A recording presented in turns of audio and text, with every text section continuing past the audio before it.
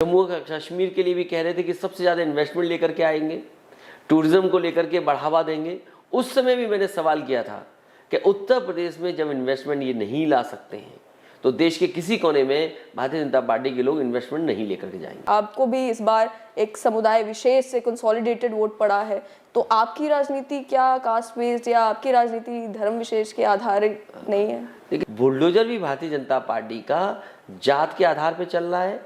ये bulldozer Bharatiya Janata party का धर्म के दे करके चल रहा है। केवल उन्हें मुसलमान दिखाई दे रहे हैं, वहीं बुलडोजर चल रहा है। कांग्रेस जरूर देश की नेशनल पार्टी है, लेकिन कांग्रेस में वो ताकत नहीं जो बीजेपी को हरा पाए। कि उत्तर प्रदेश से ही भारतीय जनता पार्टी दिल्ली की सरकार में पहुंची थी, लेकिन 2024 में मैं समझता हूँ जनता इस बार भारतीय जनता पार्टी को उत्तर प्रदेश से बाहर करेगी। जहां से बीजेपी आई है वहीं से बाहर होगी, तब दिल्ली से हटेगी। न केवल हाथरस का परिणाम जो आया है, बल्कि लखीमपुर का जो परिणाम आया है, उसको देख करके भी मुझे भरोसा नहीं हो रहा। किसी को ईमानदार पत्रकार बोल दिया तो किसी को लेकर कोई जेल का हवाला दे दिया, तो मीडिया से नाराजगी है आपको? उत्तर प्रदेश की राजनीति पर अक्सर देश भर की नजरें बनी रहती हैं, और हो भी क्यों ना कि 80 लोकसभा सीट्स हैं और ये डिसाइसिव फैक्टर प्ले करता है कि दिल्ली में सरकार किसकी होगी। फिलहाल यूपी में लेजिस्लेटिव असेंबली के चुनाव हुए और चुनावों में समाजवादी पार्टी ने भारतीय जनता पार्टी को कांटे की टक्कर दी। समाजवादी पार्टी के ही अध्यक्ष, यूपी की लेजिस्लेटिव असेंबली में नेता प्रतिपक्ष और यूपी के पूर्व मुख्यमंत्री अखिलेश यादव इस समय मेरे साथ हैं। अखिलेश जी, बहुत बहुत स्वागत straight line. Thank you so much. Akhilesh ji, आपने लोकसभा से इस्तीफा दे दिया यूपी की लेजिस्लेटिव असेंबली में आने के लिए, ये डिसीजन क्यों?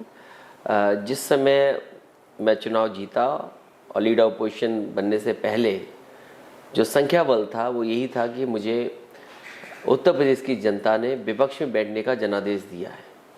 मैंने बहुत सारे लीडर से राय मशवरा किया, अपनी पार्टी के सीनियर लीडरशिप से पूछा, और दूसरे प्रदेश के जो सीनियर लीडर्स हैं मैंने उनसे जब राय ली, बहुत से लोगों ने राय ये दी कि अगर आप उत्तर प्रदेश की राजनीति करना चाहते हैं तो आपको लीडर अपोजिशन रह करके और वहाँ की जनता के सवालों को सरकार के सामने रखना चाहिए। इसलिए मैंने ये फैसला लिया।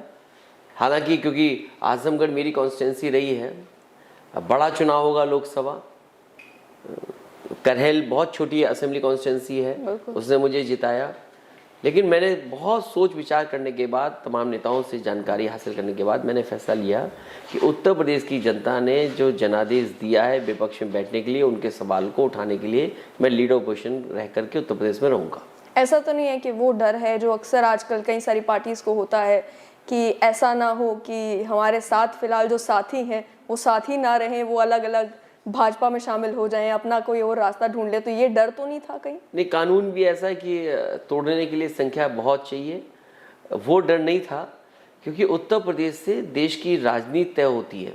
बिल्कुल। आने वाले समय में लोकसभा चुनाव है, बीजेपी ने बड़े बड़े सपने उत्तर प्रदेश में दिखाए हैं, और खासकर यूपी सरकार ने जो सपने दिखाए हैं, कम से कम मैं पूछूंगा और जानूंगा कि आखिरकार आपने पिछले 5 साल में क्या किया और अगले 5 साल के लिए आपका रोड मैप क्या है। कहीं ऐसा तो नहीं कि वही रोड मैप आपका है जो आप चुनाव में अपने भाषणों में कहते थे, क्योंकि इन भाषण और सरकार में बैठने के बाद खाई दिखाई देती है। सरकार में बैठने के बाद जो काम करते हैं और जो चुनाव में वादा करते हैं वो अलग अलग चीज़ें हैं। तैयारी अभी से शुरू है लोकसभा चुनावों क्योंकि आपके ऊपर इल्जाम ये लगता है कि इलेक्शन से 6-8 महीने पहले इलेक्शन की तैयारी शुरू करते हैं। अगर 2017 से ही शुरू कर रहे होते तो जिस लाइन पर आप थे, हो सकता है चुनावी नतीजे कुछ और होते। पिछली बार भी जो तैयारी थी बहुत पहले से की थी, क्योंकि इलेक्शन शुरू होने से पहले कई जिलों में जाकर के ट्रेनिंग कैंप्स हुए थे, बूथ स्तर के कार्यकर्ताओं को जागरूक किया गया था, उनको जोड़ा गया था, बूथ कमेटीज बनी थी उस समय। खैर, वो चुनाव जैसा रहा उसका परिणाम सामने है। लोकसभा का चुनाव मेरी कोशिश होगी कि समाजवादी पार्टी का अब से सबसे बेहतर परिणाम हो, अभी तक का सबसे अच्छा परिणाम इस लोकसभा चुनाव में हो, मेरी ऐसी कोशिश होगी। चूक कहाँ पर रहेगी? क्योंकि आप बहुत कॉन्फिडेंट लग रहे थे, और जो लाइन आपने पकड़ी थी कि आप किसानों की बात कर रहे थे, आप बता रहे थे कि भारतीय जनता पार्टी से लोग कितने नाराज हैं, इस बार उत्तर प्रदेश की जनता चाहती है कि समाजवादी पार्टी दोबारा आए। वो सारे आपकी स्टेटमेंट्स, वो सारे आपके इंटरव्यूज भी सुने, लग रहा था, और आपने 400 सीट्स का भी दावा किया था, इतने कॉन्फिडेंट आप लग रहे थे। क्या मानते हैं, अब तक तो एनालिसिस कर लिया होगा आपने कि कहाँ चूक रह गई? बहुत बड़ी लड़ाई थी यूपी की, देश की पूरी ताकत यहाँ थी। भारतीय जनता पार्टी के जितने भी संगठन हैं, जितनी भी लीडरशिप है, भारतीय जनता पार्टी जितने संसाधन लगा सकती थी, पैसे की जितनी भी ताकत लगा सकती थी, वो उत्तर प्रदेश के चुनाव में उन्होंने लगाई। और जितना भी झूठ फैला सकते थे, जितने भी सपने दिखा सकते थे, या जितने भी भटकाने वाले मुद्दे कहे जा सकते थे, वो सब भारतीय जनता पार्टी ने यहाँ पे किया और परिणाम भी अपने पक्ष में बनाया। कोई बहुत बड़ी जीत भारतीय जनता पार्टी की नहीं है। अगर संख्या हम देखें तो ज़रूर संख्या दिखती है 260 के आसपास अलायंस की, लेकिन हम जब एनालिसिस करते हैं समाजवादी पार्टी से और समाजवादी पार्टी के गठबंधन से 3.5 लाख वोट ही तो ज़्यादा हैं। अगर 3.5 लाख वोट इधर उधर हो गए होते तो शायद परिणाम दूसरा होता। और जिस तरीके से प्रशासन का, शासन का इस्तेमाल किया है, शायद भारत के लोकतंत्र में इतनी बड़े पैमाने पे बेईमानी शासन प्रशासन से कभी नहीं हुई होगी जितनी उत्तर प्रदेश में देखने को मिली। आपको लेकर ये भी कहा जा रहा है इलेक्शंस के रिजल्ट आने के बाद कि अगर अलायंस कर लिया होता चंद्रशेखर आजाद के साथ, या अगर अलायंस कर लिया होता मायावती के साथ, तो हो सकता है चुनावी नतीजे कुछ और होते। इन अगरों को लेकर आपका क्या कहना है? मायावती जी के साथ तो अलायंस तो नहीं हो सकता था, लेकिन हमें उम्मीद ये नहीं थी कि बहुजन समाज पार्टी इतने नीचे चली जाएगी और उनका वोट या उनके कैडर के माध्यम से या उनके संगठन के माध्यम से भारतीय जनता पार्टी तक वोट पहुंच जाएगा। जहां तक दूसरे साथी का सवाल है, उन्हें मैंने टिकट दी थी, उन्हें मैं चुनाव लड़ाना चाहता था, लेकिन उन्होंने अपने संगठन से जब बात की तो उनका संगठन इस बात पर तैयार नहीं था कि 2 सीटों पर उन्हें चुनाव लड़ने का मौका दिया जाए। इसलिए पता नहीं किस ताकत की वजह से, कहाँ से क्या संबंध था जिसकी वजह से वो अलायंस छोड़ करके चले गए। लेकिन आने वाले समय में समाजवादी पार्टी की कोशिश होगी कि दलित, पिछड़े, मुसलमान भाई और हर वर्ग को साथ लेकर के चलें और जो बुनियादी मुद्दे हैं महंगाई के, गरीबी के और बेरोजगारी के, उन सवालों पर जनता को जागरूक करें और सरकार को घेरें। आपने दलित की, मुस्लिम्स की बात की और पिछड़े वर्गों की बात की, तो आप अक्सर भारतीय जनता पार्टी को लेकर तो क्लियरली कहते हैं कि भारतीय जनता पार्टी धर्म की राजनीति करती है, हिंदू मुस्लिम बाइनरी में जो है वो लोगों को बांटने का काम करती है। तो आपके ऊपर भी इल्ज़ाम लगते हैं कि आप भी कास्ट बेस्ड पॉलिटिक्स करते हैं, आपको भी इस बार एक समुदाय विशेष से कंसोलिडेटेड वोट पड़ा है। तो आपकी राजनीति क्या कास्ट बेस्ड या आपकी राजनीति धर्म विशेष के आधारित नहीं है? देखिए, समाजवादी पार्टी में हर वर्ग के लोग जुड़े हुए हैं। आप हमारा संगठन देखें या जिन लोगों को हमने टिकट दी है, लोकसभा राज्यसभा में जिन लोगों को समाजवादी पार्टी ने समय समय पर मौका दिया है, हर जाति धर्म के लोगों को लेकर के चले हैं। और अगर आप हमारे और भी काम देखेंगे, सरकार में रहने के बाद जो फैसले लिए गए वो किसी के साथ भेदभाव वाले फैसले नहीं थे। लेकिन आज भारतीय जनता पार्टी का कामकाज अगर देखेंगे, देश में मुख्यमंत्री किस जगह से आते हैं, किस बैकग्राउंड से, भारतीय जनता पार्टी कम से कम वो उसकी जानकारी दे। यूनिवर्सिटीज़ हैं, जो बड़ी बड़ी यूनिवर्सिटीज़ हैं, उसके वाइस चांसलर्स जो बनाए जा रहे हैं, उनका अगर संबंध किसी संगठन से होगा तो वो वाइस चांसलर बनेंगे। जिला अधिकारी या जो प्रशासन के अधिकारी हैं, अगर हम उसकी सूची देखें तो वही लोगों को मौका मिलता है जो भारतीय जनता पार्टी की विचारधारा से जुड़े लोग हैं। अगर हम लेटरल एंट्री में देखें, जिन अधिकारियों को आईएएस और अच्छी जगह पहुंचाया गया, जो उनमें भी अगर आप देखेंगे कितने बड़े पैमाने पे भेदभाव हुआ है। तो हर स्तर पर भारतीय जनता पार्टी की सरकार भेदभाव कर रही है, जाति और धर्म के आधार पर फैसले लेती है, और जो बुनियादी मुद्दे हैं उन पर सवाल न करें लोग। इसलिए हमेशा ध्यान भटकाने के लिए कोई ना कोई नई चीज़ लेकर के आते हैं।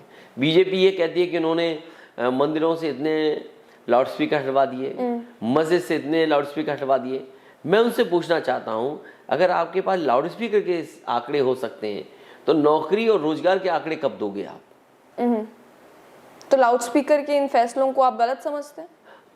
ये फैसला जो सुप्रीम कोर्ट ने कभी लिया था, आखिरकार उत्तर प्रदेश की भारतीय जनता पार्टी की सरकार उन अधिकारियों के खिलाफ कब कार्रवाई करेगी जिनकी वजह से लाउडस्पीकर लगे हैं? आखिरकार वो अधिकारी कहाँ थे?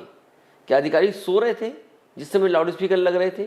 इसका मतलब भारतीय जनता पार्टी की पिछले 5 साल सरकार रही, उन्हें क्यों याद नहीं आया कि लाउडस्पीकर हटने हैं?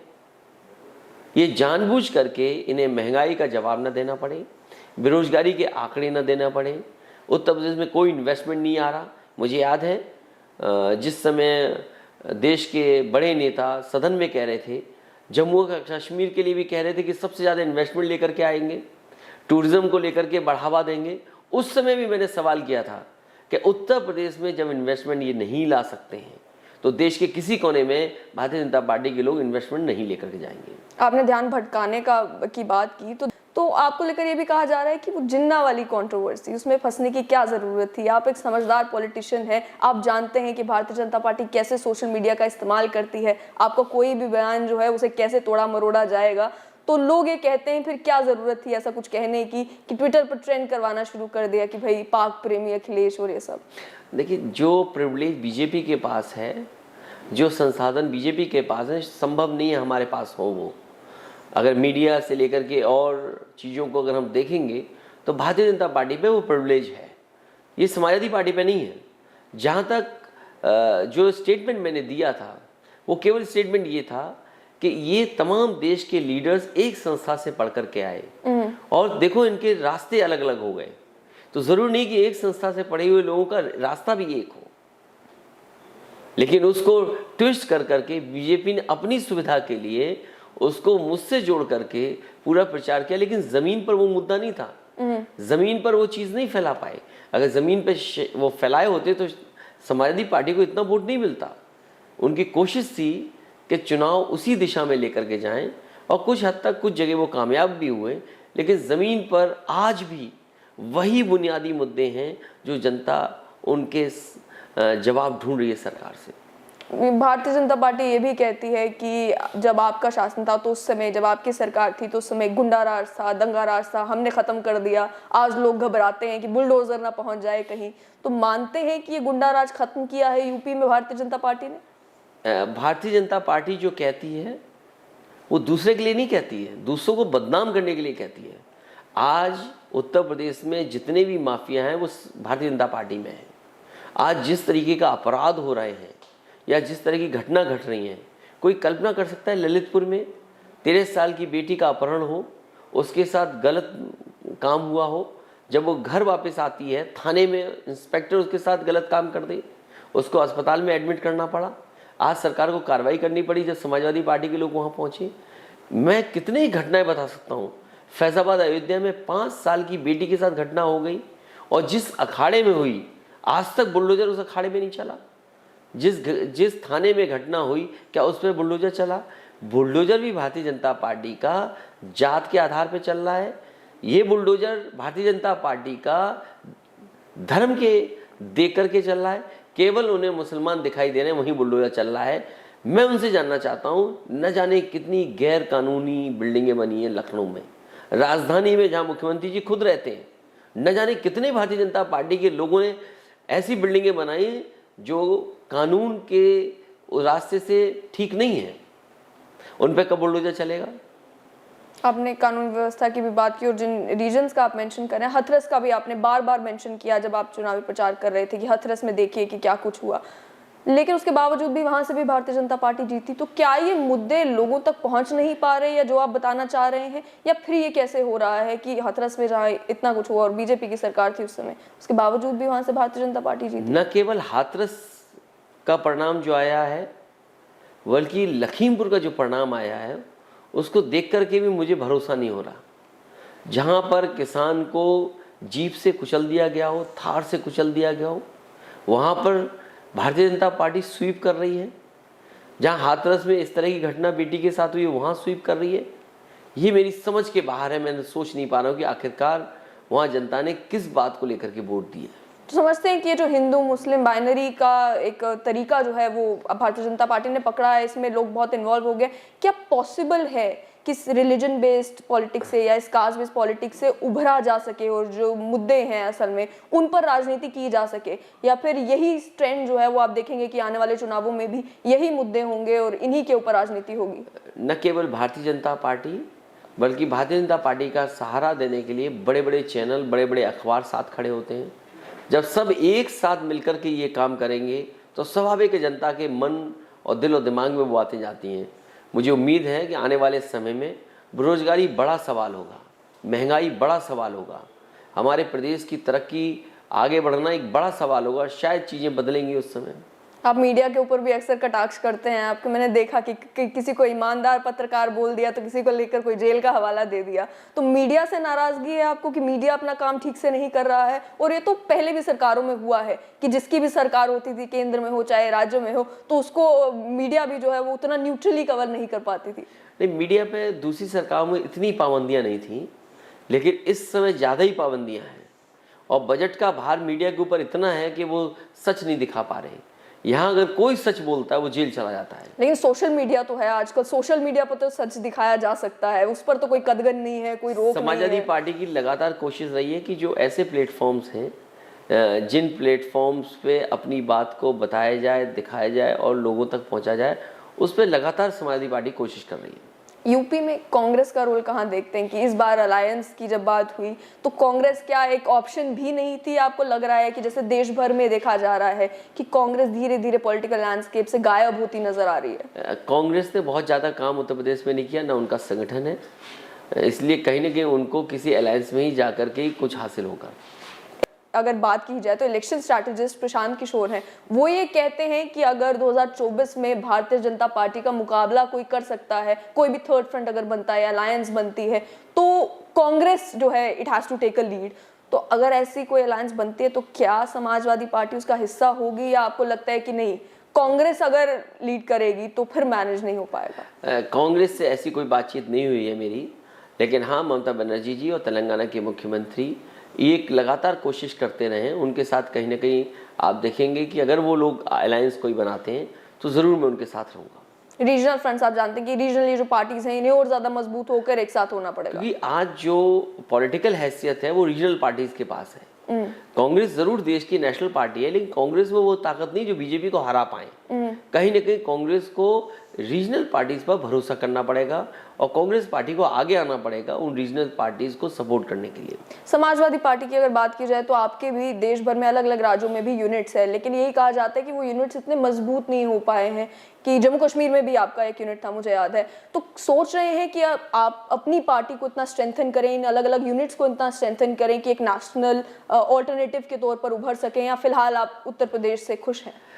उत्तर प्रदेश में बड़ी पार्टी है और आसपास के प्रदेशों में लगातार कोशिश होगी पार्टी वहाँ भी दिखाई दे। जम्मू कश्मीर का क्वेश्चन इग्नोर कर दें हम, क्योंकि जम्मू कश्मीर से हैं तो जानना चाहूंगे आपसे कि आना हुआ है कभी जम्मू कश्मीर में? मैं एक बार चुनाव प्रचार में गया था, मैं पार्टी के प्रत्याशी हमारे चुनाव लड़ रहे थे, उस समय मैं गया था। और अगर कोई अच्छा लीडर मिलता है भविष्य में कोशिश करूँगा कि जम्मू कश्मीर में भी समाजवादी पार्टी दिखाई दे। जिस तरीके से आपने भारतीय जनता पार्टी का मुकाबला किया है असेंबली के चुनावों में, तो मैं आपको बता सकती हूँ क्लियरली, वेरी फ्रैंकली, कि कश्मीर में सुना जा रहा है कि जो बातें आप कर रहे हैं, जो तोड़ आप दे रहे हैं भारतीय जनता पार्टी के पर्सपेक्टिव का, उसे सुना जा रहा है और उसकी कुछ हद तक एक्सेप्टेंस भी है। तो जम्मू कश्मीर को जब आप देखते हैं तो किस एंगल से देखते हैं? क्या जम्मू कश्मीर को जिस तरीके से अभी हैंडल किया जा रहा है केंद्र सरकार के द्वारा ठीक हैंडल किया जा रहा है? आपको लगता है कि कोई स्ट्रैटेजी में बदलाव होना चाहिए? दिल्ली में जिस समय बहस हुई थी उस समय मैंने सदन में अपनी बात की थी। लोकतंत्र के बहाली के बिना जम्मू कश्मीर में आगे नहीं बढ़ सकता। लोकतंत्र बहाल हो, लोकतंत्र से ही सब रास्ते निकलेंगे। जनता की जब भागीदारी होगी तो अपने आप रास्ता निकल आएगा। भारतीय जनता पार्टी को लोकतंत्र बहाल करना चाहिए, वो हर कोशिश करनी चाहिए जिससे वहाँ पर लोकतंत्र वापस लौटे। आप क्योंकि मिलिट्री स्कूल से पढ़े हुए हैं तो आपके साथी बता रहे थे कि क्या दोस्त हैं आपके कुछ जम्मू कश्मीर में? क्या जम्मू कश्मीर को लेकर बातें सुनते रहते हैं, नज़र रखते हैं कि क्या कुछ जम्मू कश्मीर में हो रहा है? कोई इंटरेस्ट डेवलप हुआ है जम्मू कश्मीर में इन रिसेंट ईयर्स में, खासतौर पर 5 अगस्त 2019 के बाद? मेरे साथ के पढ़े भी हैं लोग और फौज में भी काफ़ी हैं जो जम्मू कश्मीर में हैं। सरकार को ये सोचना चाहिए कि इतनी फोर्स कब तक लगाएंगे आप, कितने वर्षों से लगाएं और कितने वर्षों तक आप लगाएंगे। इसलिए मैं चाहता हूं कि लोगों की भागीदारी हो, जम्मू कश्मीर के लोगों की भागीदारी हो, लोकतंत्र बहाल हो तो हर समस्या का समाधान होगा। एक दूसरे के प्रति भरोसा जैसे ही बढ़ेगा मैं समझता हूं समस्याओं का समाधान होगा। और जहां तक उस क्षेत्र से लगाव का सवाल है, लगाव तो है ही है, क्योंकि देश का सबसे सुंदर इलाका है। कहने को तो बहुत से इलाके भी सुंदर हैं, अच्छे हैं, स्ट्रेटजिकली भी और दूसरे देशों से संबंध बनाए रखने के लिए भी वो हिस्सा हमारे देश के लिए बहुत इम्पोर्टेंट है। तो किस तरीके से डील करना चाहिए जम्मू कश्मीर से इस समय? जो अप्रोच है अभी, उस अप्रोच को सही मानते हैं, मैं या समझता आप हूं- समझते हैं कि आपके पास कोई और ऑप्शन है, कोई ऐसा ऑल्टरनेटिव तरीका मैं है समझता हूँ लोकतंत्र को बहाल किए और लोकतंत्र की वापसी के बिना कोई रास्ता नहीं निकलेगा। जब लोग चुन करके भेजेंगे, वो लोगों के प्रतिनिधि होंगे, मैं समझता हूँ वो रास्ता निकाल सकते हैं। तो सरकार को यही करना चाहिए कि जल्दी से जल्दी और लोकतंत्र बहाल हो, लोगों को मौका मिले अपनी बात रखने का, लोगों को मौका मिले अपने लोगों को चुन करके सदन में भेजने का।